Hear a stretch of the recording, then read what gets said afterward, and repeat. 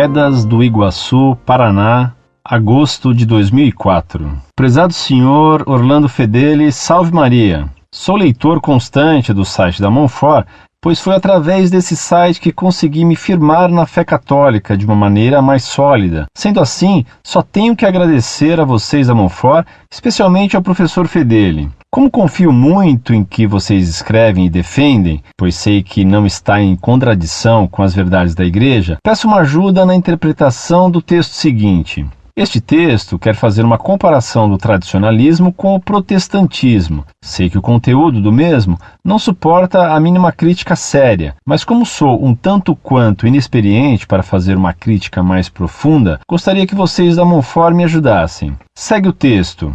O título é Cheiro de Protestantismo no Tradicionalismo, de autoria do Dr. Rafael Vitola Brodbeck. Nas páginas da Sagrada Escritura, há não poucas passagens aparentemente contraditórias.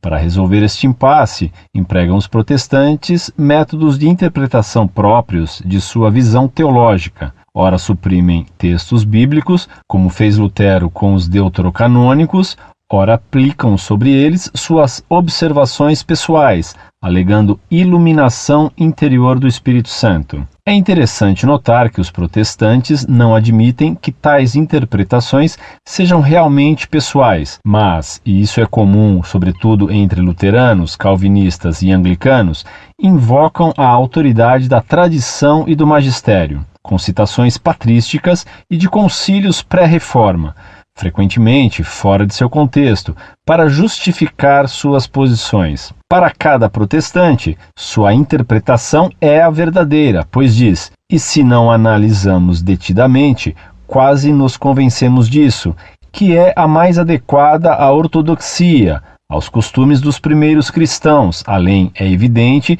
de ser, na sua opinião, inspirada pelo Espírito Santo. Qualquer outra, então, passa a ser demoníaca, numa petição de princípio flagrante. Semelhantemente às Escrituras, há textos do magistério da Igreja que aparentam estar em contradição entre si. Se quando o problema apresenta-se em relação à Bíblia, é bastante a autoridade da Igreja para resolver, interpretando adequadamente o dado escriturístico, no caso de aparente incoerência interna do próprio magistério. É óbvio que será este a autoridade legítima para a interpretação correta. Cristo, conferindo autoridade à Igreja, isto é, ao Romano Pontífice, para interpretar sua palavra, harmonizando passagens bíblicas aparentemente desconexas, por evidente também confiou a idêntica Igreja ao mesmo Papa, autoridade suficiente para, entre textos emanados dela mesma, ainda que com a direção do Espírito Santo, que apresentem, à primeira impressão, descontinuidade de doutrina, fixar-lhes o verdadeiro sentido. Parecem não pensar assim os autodenominados tradicionalistas. A maneira protestante, pois seu método muito se assemelha do utilizado pelos hereges, encontrando alguma dificuldade de entendimento dos documentos do magistério, que creem estar em contradição, põem-se os tradicionalistas a fazer grosseira operação exegética. Tarefa que, aliás, não lhes compete em definitivo. As obras teológicas nada são sem a palavra final da Igreja, recomendando-as sem esperar a elucidação do próprio magistério. Muitas vezes, inclusive, diante do esclarecimento magisterial posterior dado pelos papas, resolvendo os aparentes conflitos, rechaçam a interpretação pontifícia, como os protestantes. Na prática, reclamam que o magistério posterior ao Vaticano II está fora de sintonia com o anterior, que não é verdade. Tentam resolver por si mesmos o que alegam ser uma contradição, usurpando tarefa que não é sua. Acusam a Igreja de não dar a interpretação que resolva a referida contradição, e quando ela o faz, não aceitam. Pura teimosia mesclada com orgulho, em nome de um estranho conceito de tradição sem magistério vivo. Sustentam para isso que a Igreja ter-se-ia corrompido, ou Roma, o que dá no mesmo, velha desculpa de Lutero e Calvino para a reforma protestante. A isso juntam argumentos de que sua interpretação, dos tradicionalistas, é a ortodoxia. Citam a tradição e o magistério fora de contexto, duas manobras protestantes, e gnose das gnoses, característica dos protestantes e também dos católicos progressistas, tão combatidos pelos tradicionalistas.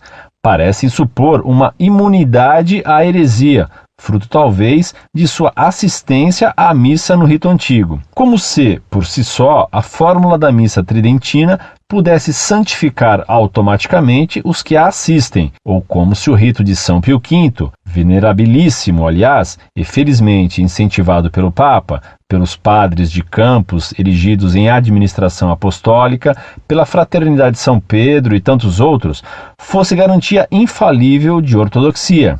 Fora de Roma, não só não há salvação, como também não há autêntica tradição. Estamos ao passo da Igreja, nem adiante dela, tampouco atrás. Citação do padre Maciel, fundador dos Legionários de Cristo e do movimento Regnum Christi. O texto termina aqui. É isso então, e contando com a ajuda de vocês, me despeço. In Jesu et Mariae.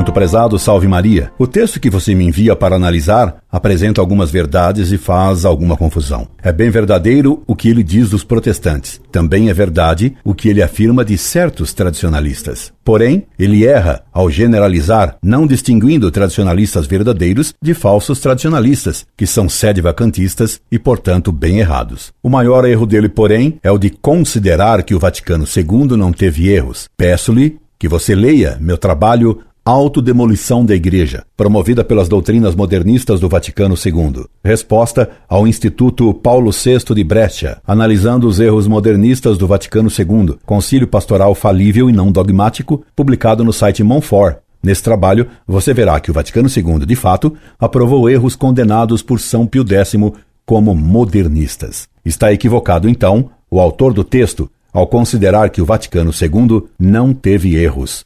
Agradeço sua confiança em nosso trabalho. Escreva-nos sempre. Incorde Jesus Semper, Orlando Fedeli.